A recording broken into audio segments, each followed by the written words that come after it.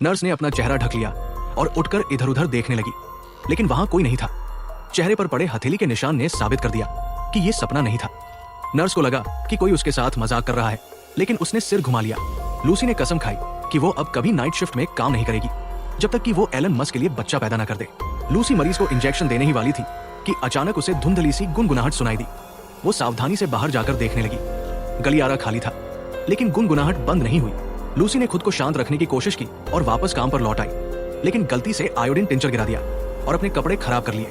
Lucy कपड़े बदलने के लिए चेंजिंग रूम गई। जैसे ही उसने देखा, अलमारी खुली हुई थी और तभी गलियारे से जूतों के फर्श पर लगने की आवाज आई।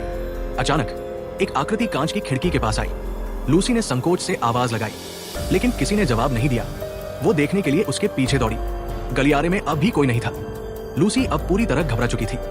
वो जल्दी से वापस आई और नर्स की यूनिफॉर्म पहनने लगी, लेकिन फिर से वो परेशान करने वाली कदमों की आवाज सुनाई दी। लूसी ने अलमारी के पीछे झुककर झांका। सचमुच वही आकृति फिर से दिखाई दी।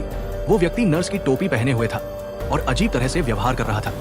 लूसी ने खुद को बेतुके विचारों से दूर रखने की कोशिश की। वो जल्दी से मरीज की स्थिति देखने लौटी, लेकिन फिर से कुछ अजीब हुआ।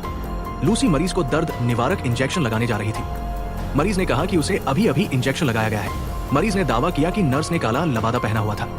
वो ड्रेस लूसी की ड्रेस से अलग थी। लूसी ने रिकॉर्ड शीट चेक की। उस पर किसी और की लिखावट थी। प्लेट पर रखा दर्द निवारक भी छुआ हुआ था।